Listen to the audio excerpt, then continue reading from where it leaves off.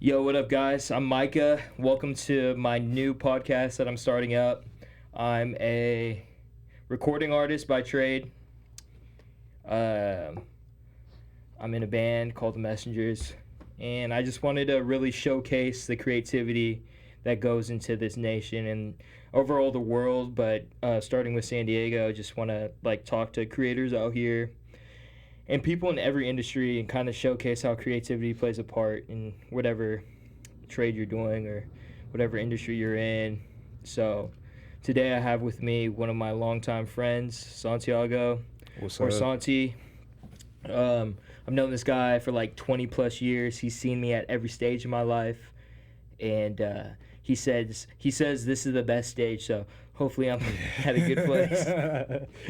But no, for real, Santi, say what's up. What's up, guys? My name is Santiago Sputo. I'm an aspiring writer. Overall, I would consider myself a storyteller. The backbone of everything I do is writing, so I just love writing so much. Right now, I'm working on a book, actually. But I do love every medium of storytelling, so everything from music to film. Yeah, and pretty much I try to tap into everything so I can tell my story. Sick, bro. Yeah. I like that. I like that. And he's been doing this for you've been doing this damn near all your life now. Yeah, Like, damn since, near. Since you could comprehend an idea. And Yeah. but you said what, you used to steal your mom's cameras and stuff. Yeah. So I would use my mom's cameras and just do little short films. Nothing with any purpose or any really intent to post it. It was just for the love of it, for the fun, love of the game, you know. Yeah. But just doing gimmicky action stuff. Like I was a big fan of stuff like Power Rangers and what else did I watch growing up? I'm totally blanking right now on my whole childhood. Nah, it's cool, man. But that kind of over the top action stuff. Nothing really plot heavy, but as I grew older and as I was investing in my own equipment and getting my own stuff, I was taking more serious and really diving into structure within story, like having a purpose, trying Yeah. to deliver a message. Sick, man. Yeah. I like that. I like that a lot. It's yeah, as you go through experiences, you kind of formulate more complex imagery to go along with that, That part. in a sense, you know. And same thing with music, and mostly starting with music. I don't know if how it was for you with your visual creating, but I felt like a lot of the experiences I went through, music was kind of just like a scapegoat to a creative outlet to direct those feelings into one channel, and I'm just blessed to be able to do that, you know. Amen. Yeah. Yeah. Yeah, I mean, you were a big inspiration too. It's so much easier being an artist when you have friends that are also into it, because it's such a crazy thing to get into. Yeah. It's so disheartening too when you're not surrounded by other people who see the vision. Nothing kills big ideas more than small minds. And Okay. you don't have a small mind. Seeing you, especially with your early success, blowing up Summer 15, Yeah. 6 figures, Crazy, man. views, at a crazy young age, Yeah. and then trying to just follow that up. We were making Yeah. music videos together, trying to just keep that momentum going. Yeah, man. Yeah. Yeah, that first music video, man, it gets me every time. I hope you guys don't find that. Yeah, right. We're not gonna mention the name or Link in nothing. bio. Link. No, but yeah, bro, it's cool. To have people that build you up. Iron sharpens iron, all that. But bro. so tell us about that TikTok series that blew up for you, and your kind of your direction behind that, what inspired you, and how that came into fruition and the success that it brought. Yeah, so basically, I did a series where I was kicking this tree, and that came about because I had seen this one guy. It's crazy, bro. Yeah, I seen this one guy on TikTok. He was so the caption of the video is "This is why you research your opponents," and it's this guy who it's an MMA fight, and he just kicks this other dude to oblivion, just totally eviscerates him with his leg, and then it shows clips of him training, and this guy was training by kicking poles, street poles, and putting dents into them, Yeah. full force, no full throttle, Yeah. no brakes. Oh, guys, no break. but- Shout out Andrew Callahan. Yeah, right. Shout out. But he was going hard, and I thought that was so cool. And before I even thought about documenting, I'm like, I want to do that. How do I do this? Okay, I gotta kick trees. And so I'm like, oh, this would be kind of cool to document. And like, it just seemed like the perfect thing that would go viral off TikTok. The most random shit goes viral off TikTok. Yeah. So I figured, like, okay, if I do a little series, because I was going to go out of town soon, so I had 33 days to do it. Where were you going out of town to? I was going on a big road trip, basically LA, Chicago, New York, Miami, Solo? Nashville. Yeah. Sick. Love solo traveling. Yeah. But, I mean, I love traveling. I would rather not do it alone. Yeah. But, It's hard to get those people to yeah. make stuff come out of the group chat. 100%, yeah. But yeah, so on with the story, on with the... Yeah, so basically I had 33 days to do it, so I did like a day of series, or like day one, Wait, so why'd you decide, like, why'd you choose to document this, and did you think it was going to blow up, like, and take on the success that it did? Well, I mean, I felt like if I was going to put myself through it, I might as well document it, and it was just the perfect thing for TikTok. Yeah, I've during seen that time. so many videos of like day one of whatever. What year was this too? 2022. Okay. Ish, 23. Yeah. Post COVID. Yeah, post COVID. Yeah, but sorry, what were you asking? Yeah, just like why you decided to document it. Yeah, it seemed like the right thing to do. The right thing to do with the algorithm. You knew that it would and take off. Trying to build a platform, like I have other goals. I don't want to be known as the guy kicking trees. Yeah. So like, but I knew that this would be an easy way to blow up. Yeah. So I just did it. I did like my 33 days, and as expected, day 33, I think 1 or 2 days blew up before then, but day 33 we went crazy. I think I got like 17 million views, 2.5 million likes, somewhere around there. That's crazy, bro. But I got so like the response was unpredictable. It was just unexpected, honestly, because I got so much hate, so much like death threats. You were getting hit up by some big name people too, right? Yeah. I mean, like media companies like ESPN, House of Highlights, Barstool, right? I think so, maybe. Yeah, there's a few. Some of my friends hit me up. We'll put the clip in here, like of his his journey kicking trees. Yeah, definitely. But so it started with you putting that cushioning on it, right? No, first I kicked the tree just straight up. But then I'm like, I'm not gonna last 33 days if I'm just kicking a tree. Yeah, straight, hard as he possibly can. Just like trying to like chop this tree in half. Yeah. So I knew if there was gonna be any longevity to it, I had to like put some padding on it, because I just had to make it to day 33. Yeah. And then that was your goal. Yeah, and then I was even hyping it up like, okay, padding comes off on day 33, so setting the expectation. And then I got people who were coming back every video, commenting every video, like, oh, tag me in the next video. Teasing them. Yeah, teasing them, just like edging them. And then, pause. Just keeping it going, keeping the interest there. Because it doesn't seem like something that would be that interesting, just some dude kicking a tree. But people watch the craziest stuff on TikTok. Exactly. How many people are like watching a full-on movie, from 2006? Right. Yeah, in 2,000 parts. Yeah. Right. Yeah. So bro, kicking a tree and like building the seeing the difference is something that would draw me, as a viewer. Like from day 1, struggling to day 33, like just chopping this tree down. Yeah. No padding, just going ham at it, like taking a beating on it. But no, so 33. All right, so this stuff didn't blow up till what day? What day would you say that it started getting some attention? You started I want to say, I could just pull it up right now, but it blew up one time around day 17, day 18. Yeah. And then it blew up for sure on the last day, day 33. That one went crazy. I can just verify real quick. Yeah, no worries. And we're going to drop the clip right here so you guys can check it out. It was awesome to see, too, when I saw this dude posting TikToks, on the daily. Right. Something that's hard to do as a creator, to, stay consistent with your goals. 100%. From day to day, I struggle with this time after time, just always posting something and like marketing yourself, because that's what you truly have to be nowadays. You know, like a one-man team, yeah. one man team, Yeah, bro. Like you don't have a everything. full backing behind you. Yeah. But honestly, it drives you, and like you start building these skills and Yeah. developing these habits, which overall shape you into like the best there is. You Yeah. know. You know, it's better to be a jack of all trades than a master of one. Yep. Because a master of one is oftentimes.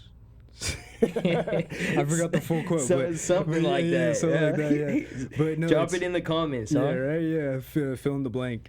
But no, yeah, it's good to have all those skills, because you need, like, that way you know you're not getting fucked over by anybody else doing anything else. Yeah, yeah. And then also you just have an awareness, like, it so much of this industry. I've just, not speaking from my own personal thing, but just from other people in the industry of entertainment, like, you hear so many stories of people getting fucked over. Oh yeah, Like, that's the known thing about the entertainment industry, and like through my experience, although I like don't have a crazy following now, I've definitely seen those signs, and falling into crazy deals, like sign your life away forever, like truly some like Right, yeah. Illuminati stuff, like people own, like you're signing your soul, bro, to somebody. It's not the vibe. Nope. But that part, dude. So 17 million views, 33 days, posted on different platforms from Just TikTok. ESPN. Oh yeah. Oh, yeah, you got- it got picked up by other media companies, and they spread it So everywhere. did they pay you? Like, what was the monetary side of these things? Like, I didn't ask for money. They just asked for if they could post it, and basically, the way I said yes is if they didn't ask me to sign anything, Yeah. it was a thumbs up. Go for it. Like, the publicity was cool enough. yeah. Because I mean, the end goal wasn't to make money off of this. I don't want to be known for this. So Yeah. I don't want to make money off this. I don't want to be anchored to this.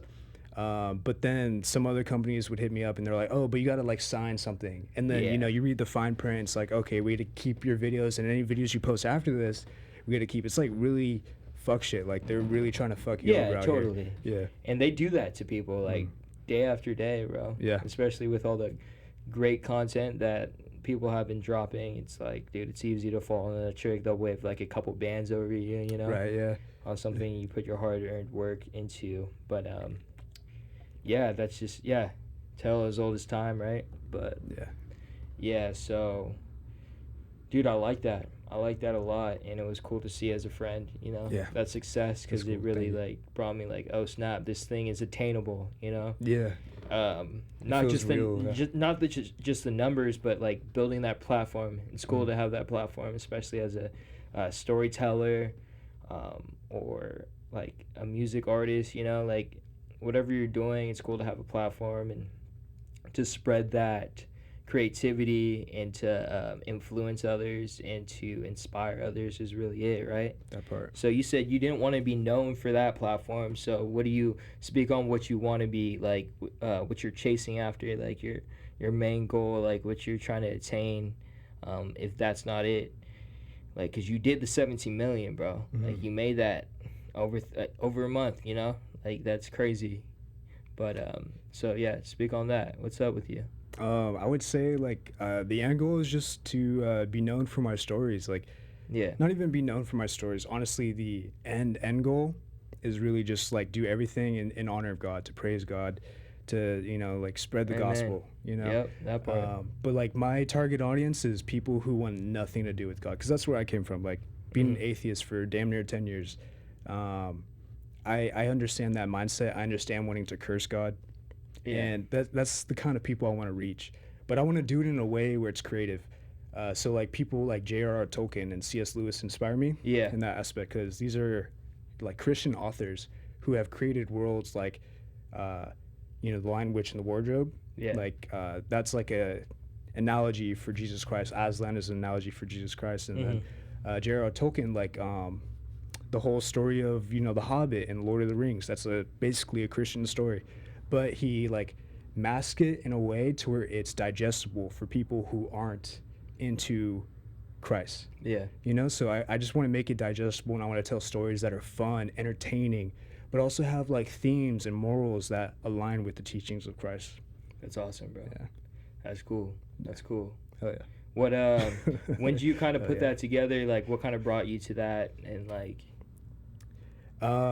Just like my personal journey through Christ, like I've realized how important it was to have God in my life. yeah, It was something I had been running away from for a very long time, and but once I embraced it, I felt a security I've never felt before in my life, a confidence I've never felt before in my life, a surety, just like, okay, like I know this is possible. I believe that God has put these kind of dreams in my heart mm-hmm. for a reason, not so I can just like think about them all day. It's so I can act on it. Yeah, You and know, live by this, that part. You know, hurdles to overcome, not to stop me.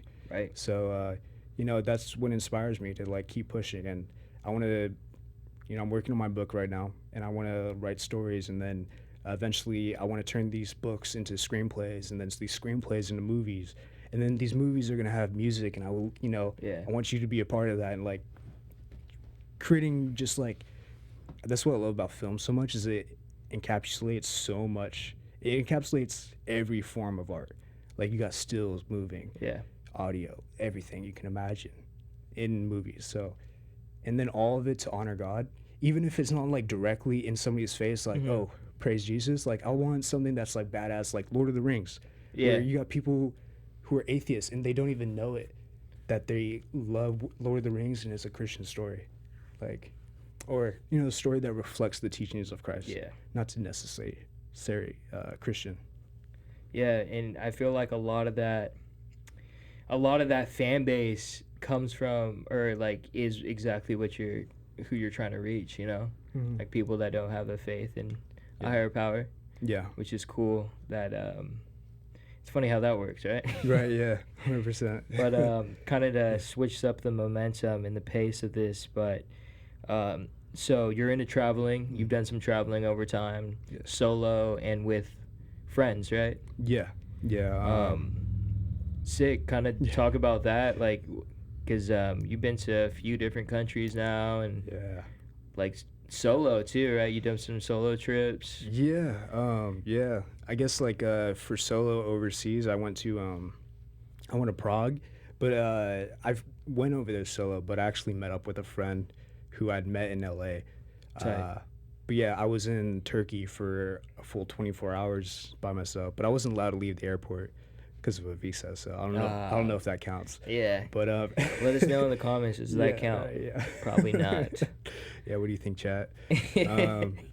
But anyways, yeah, like I guess the only real solo travel I've done was my road trip in the States where I went to, yeah, I took the train, the Amtrak to Chicago, New York.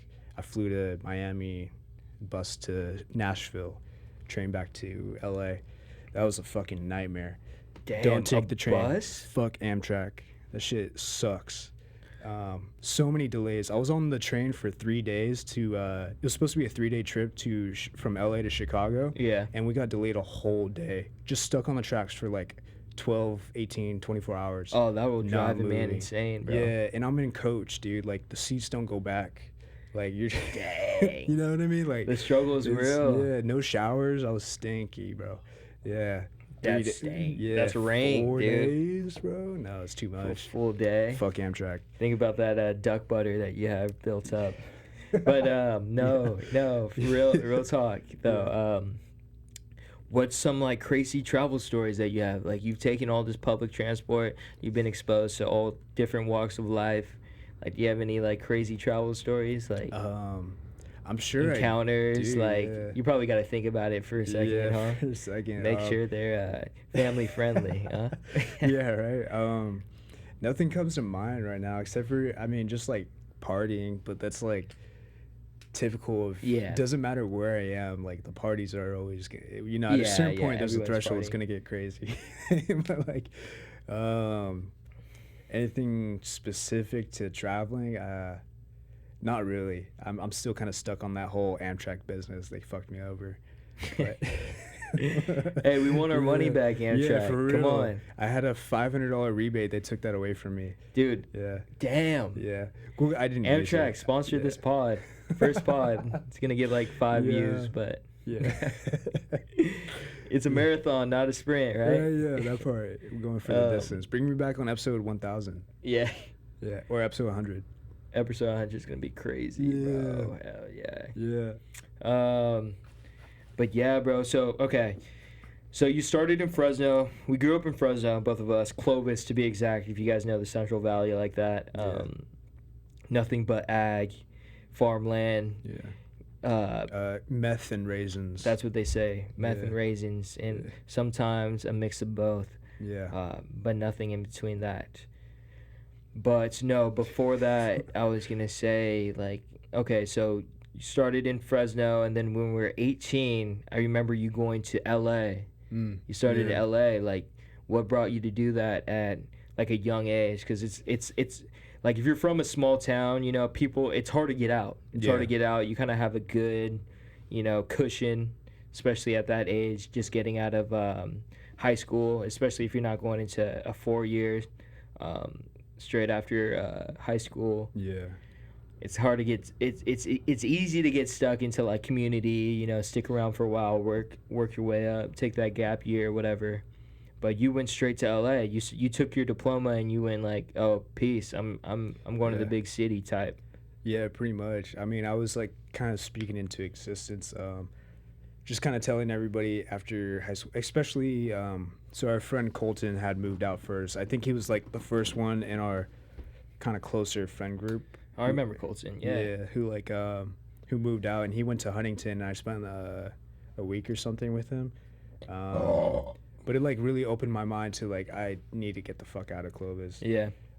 So, you know, I come back, and this is like still during the summer after we graduated high school, and I'm like really setting my mind on it. I've been working a job since I was 15, so just saving up money was pretty easy. Wild Waters. Yeah, Wild Waters, right? Shout out. Wild Waters, Clovis Stone. Clovis Stone, yep. Yeah. I don't know if I want to shout out Clovis Stone. They're kind of mean, bro.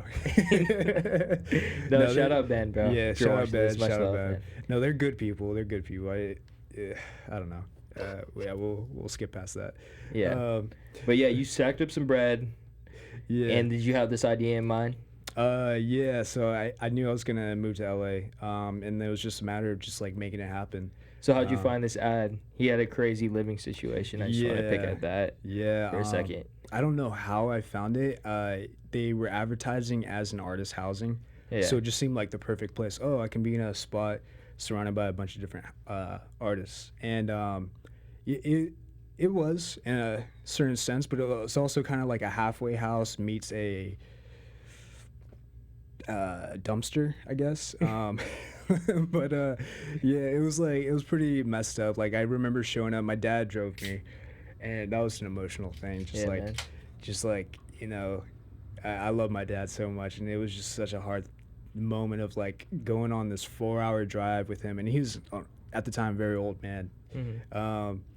And so just like also thinking of him driving back on his own, it was just a lot of emotions, a lot going through my head, not really kind of letting myself 18, sink into it. Yeah. That's young in this day and age. Yeah. And we walk into the place and it reeks of weed, and immediately I'm like, I'm going to like it here. But I know my dad was like, oh, boy. I'm worried. Yeah. He's worried. So, so we go in, and then it's there's like 4 bedrooms, and each bedroom has like at least 5 bunk beds. So you're at least sharing a room with 10 other people. Dang. Or 9 other people at the least. So it's like a hostel. Yeah, pretty much. much. It's like a grimy hostel in LA. As fuck. Is it downtown LA where you at? Yeah. This was so some people might know it, 807 South Flower Street, but we just call it 807. Yeah. This doorbell ditch that place. Yeah, right. If you're watching this and you're in LA. Shout out Kelvin. He thinks I owe him money. Fuck you, I don't. All love though. All love. But yeah, we stayed there for a little bit. I found got into a crazy relationship there. That one totally went all over the place. But yeah, you grew from it. Yeah, grew from it for sure. There's a lot of stories that can come out of this, but I'll try to stay on topic. But Yeah, it was just a crazy environment, but I met the coolest people ever. One of my very close friends to this day, Matthew Drawbeck. Shout out Matthew. Shout out Prague. That's who I stayed with when I went to Prague. Sick, man. But yeah, he was the one that like really got me into like music production because he was just the passion he had for guitar playing and just like the rock scene was just like it was so fucking cool. So we like play guitar every day. We would sing together, and like he really brought that like put that confidence in me. He instilled that in me. Yeah.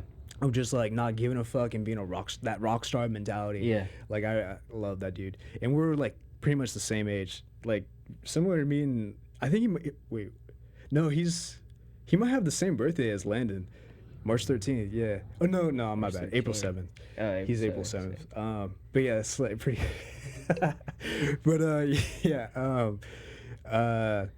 Yeah, no, he was cool. He was like my best friend in the city, and then met other people like editors, like other music people. Is film that the guys. time you went on Steve Harvey show and do that sort of thing? Yeah. So I was doing a lot of basically extra work. So I would do standing room only, which is basically you're an audience member. So I do like the Steve Harvey show, Ridiculousness, pretty much like. Do they tell you like to laugh and stuff like that? Yeah. You got like everything's on cue. Okay, Like, okay, sick. I didn't know that. scripted. I don't know if you guys know that, but it's all scripted. It's all scripted. I was it takes that like that bit of and I'm gonna ruin some cool out of people's perspective of reality shows real quick because I also did like extra work, so actual like shows, TV shows, and movies. And I was on Love and Hip Hop one time, and that shit is scripted as fuck. Damn. Yeah, no, yeah. That's pretty much all reality shows is just scripted, or they just edit the fuck out of it to make that. Tell I was gonna say to push a narrative or push like a direction. Nobody's that dramatic. Yeah, like no, that's what I'm saying. like nobody, it's like all those Love Island fans out there. I mean, they know this if you're a real true fan, but they're pushing an agenda. They need to push the views somehow, you know what I mean? But so that's cool. So you kind of did that to like get a little like figure out the back end of like production, like set. It was just cool to be in the industry, but yeah, definitely like I wanted to be in that environment, network. Yeah, it was also a way to make money. I was pretty much just doing that, selling weed and acid, but that. Dang. Yeah, I mean, I don't know if we have to bleep that out. Hey. We caught him. I actually didn't sell acid. What year was this? Yeah. Right? No. I didn't sell the acid. I just ate it all.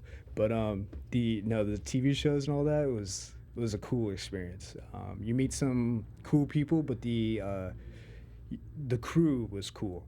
A lot of the extras, everybody has an ego. Yeah. And you just realize that, that was like before the term male performative male. What's that term? You know what I'm talking about? I just try to stay off the internet like that. You know what it's called, right? It's like performative male. Yeah, like a performative male. Like you would see that's exactly the kind of crowd you see around there. Yeah, they're reading like the feminist book upside down just to like get some attention. Just cause a scene. Yeah, they're it's so corny, bro. Corny, just like corny. But everybody's like a lot of people. You realize when you go to these big cities that you really don't know anybody. Even if you meet somebody and you're cool with them for a couple weeks, it's not like knowing somebody from your hometown. Yeah. Where it's like, oh, I know your family. I know your whole backstory. These people come from you don't know where. Yeah. And that you don't know who they really are, and they can like flip on you like that because. And plus, you're like constantly meeting people because this is like dramatically entire like way bigger city, bigger scene. You know what I mean? So you snapped into a fast pace. Did you like expect that going into it? You're like, oh, I'm going to LA. Like the logistics are like way bigger city from what I'm used to. Grew up in a small town.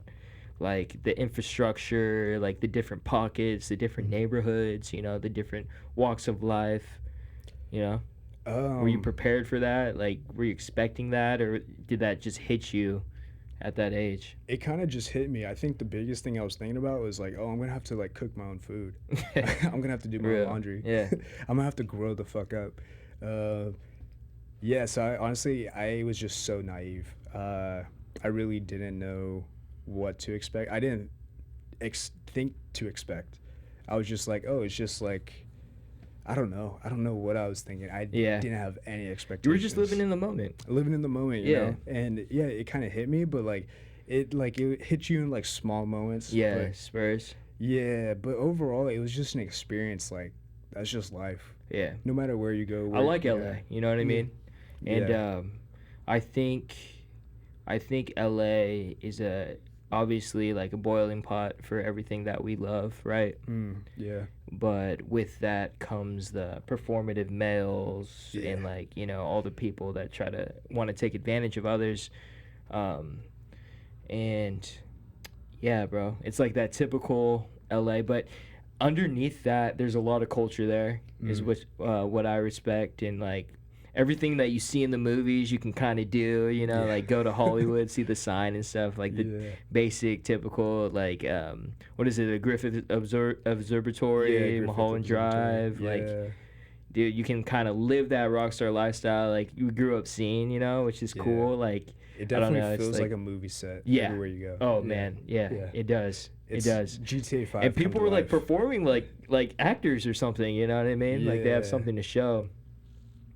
But yeah, that's a taste of LA that Yeah. I in my experience too, you know. Love like, hate love, hate. relationship. Love hate, yeah.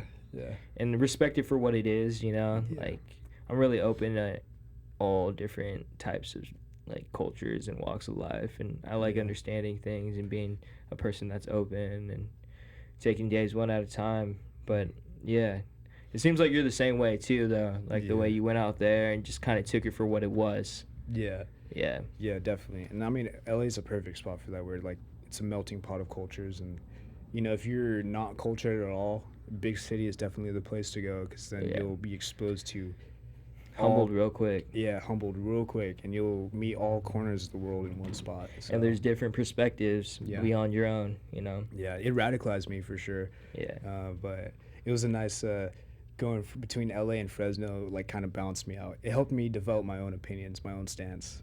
Bro, and I forgot you got tear gas, remember? Yeah. So I was- During the Black Lives Matter movement. You were out there in the yeah. streets. I'll send you some clips so you can put it up. Sick. But we got tear gas. How did that feel?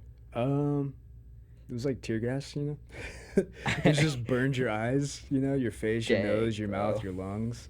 But it wasn't like crazy bad. I kind of like dodged that shit, you know. Yeah, you didn't get the worst of it. Yeah, no, I mean, you see it coming. Like it's gas, and it's Yeah. like colored, and it's slow. So you What can is it? What is move. is it like being pepper sprayed? I don't know what tear gas is like.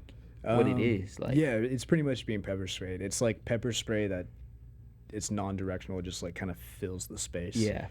Is it hard to breathe too and all that? Yeah, definitely don't stand in it. Yeah. It's meant to like disperse crowds, and that's Gotcha. exactly what it does. Crowd control. Yeah, exactly. So, I mean, it's pretty like that whole situation was pretty fucked. It was, Yeah. it was pretty disgusting to see how LAPD handled all that. Uh-huh. There was this one time they purposely blocked us. We were doing a peaceful protest, just walking down the street. They blocked our exit path. They blocked where we were heading, and then they blocked all our sides, and then they just arrested all of us. Like, literally just peaceful protesting. You could hear the chief over the radio just talking about like, I don't give a fuck what they're doing. Just arrest them. Like, get them for vandalizing. Like, fake, you know, just like totally false fake, pretenses. Yeah. Fake Like, accusations. yeah, just like being a total. Accusations. Yeah, like that's our right to protest. Like it was a whole fucked situation, Yeah. but not to like play devil's advocate, but there are people who take advantage of those Yeah, protests totally. and they fuck shit up. Like I've seen people just destroy Rodeo Drive, just like breaking windows, like Like looting during the looting, times. just like yeah. what the fuck. Like it takes away from the message. Yeah, it does. But that whole It situation was invalidates weird. the message too, you know. Yeah, it does. It really does. It takes So- away from it. But yeah, man, that's crazy.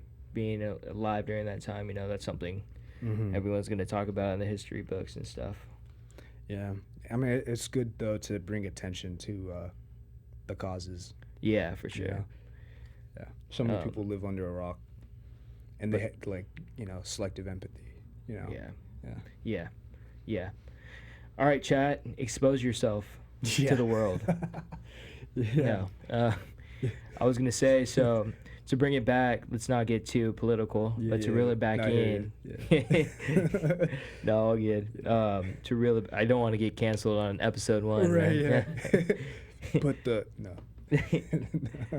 the lime in the coconut and drink it all up. No, to reel it back in. So, what's your next? Like, what's your next steps in your creative direction? Like, where are you going? You said you're writing this book. Mm-hmm. You want to work on a screenplay. Can you tell us about the book? Like, you had entered it into like a writing competition. Yes, correct? I put in a few submissions, but the one I'm focusing on right now is about this guy. I'm gonna try to go off my noggin, but so it's about this person who basically we don't know how he developed these abilities, but his imagination creates reality. So he has lived for however God knows how long, millennia, of just like constantly altering reality because his imagination doesn't stop. Like just imagine, you can't stop thinking.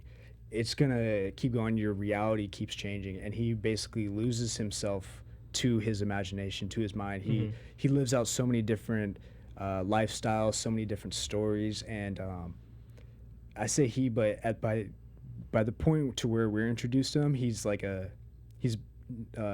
no gender. Like he's lived everything from male to female, so he's like lost his identity, and it's a story about him trying to ground himself again in reality and imagining a friend to help him on that path to come back to reality. Damn. And also giving up that power. The whole point of the story is to ask the question, what would happen if you gave the power of God, that all-knowing, that all-powerful, to a normal everyday human being? Like I feel like most of us would lose our mind pretty fast. Like it'd be cool at first, we'd have a lot of fun, but then you'd be like, in theory, like, you take a step back, like third person. Oh, that's sick, Right. You just want to live I would want to live a normal life after a while, That's what I love about like Jesus. Like I need a savior. Yeah. Somebody to like give my worries to, my stress to, like, yeah, man. Like let me just focus on me. Humble yourself. That part. But that's sick, dude. Yeah. So how deep in this story, how deep in this book are you? I'm about to wrap up chapter 1. I'm like, yeah, sick. No. But it's a marathon, not a sprint. It's a marathon for sure. Like I'm about 6,000 words deep. Sick. But it's like there's been I've went through the whole outline, so I just finished the outline because I was trying to just like freestyle it. But after a while, it's like the ideas wouldn't stop. So did my outline, and I got everything ready. So now it's just doing it. Now it's just writing it out. Yep. And putting it through the paces. Yeah. I mean, I'm projected to have my first draft done by January 1st. Sweet, man. Yeah. You went at it. Yeah. Full force. Full force, yeah. Cool, bro. Yeah. Godspeed to you. Thank you. Thank you. But with that, I want to close. But yeah, Santi, pleasure. Pleasure. Cheers to that. Shout out to our sponsors at Longball. Shout out to our sponsors at Longball. Soon to be, hopefully. Yeah. Sorry, we're drinking Coors. We ran out of long balls. We'll just AI that in. Yeah, we'll AI it in. Snap my fingers. It's long ball. Yeah, right. Good people over there. So check them out if you're in San Diego and want a low-calorie drink, but still get the buzz that these heavy beers get you. Long ball. Yeah. And come to Homegrown Studios. Yeah. For all your recording and multimedia needs. Yeah. Studios, if you guys Podcasts, are in San recording. Diego and want like a cool, chill experience, stop by, hit us up, Homegrown Sessions. All the links and stuff will be down below. Probably thinking about dropping this on YouTube. And then, uploading the audio at some point to like Spotify and all that. But Very nice. baby steps, we got this thing recorded. We did the first one. It's been a pleasure to have you. Like Thank I you, said, bro. Thank you for having me. a long time friend, see me at every stage of my life. And it's cool starting this new chapter. Dude, it's a blessing to be a part of it. Thank you. Hell yeah. Yeah. That's what's up. Anything else? Any last comments? Questions? I'm chilling, bro. Complaints? Concerns? No. Yeah. All good. Great experience. Bring me Sick, back for man. episode 100. Yeah, episode please. 100. Yeah. We'll Let's see get how far we Santiago come. Yeah. Espudo. Yeah. Santi. Yeah. My boy. Cheers. Sick. All right, people. Cheers. Catch you on the next one. Peace. Peace.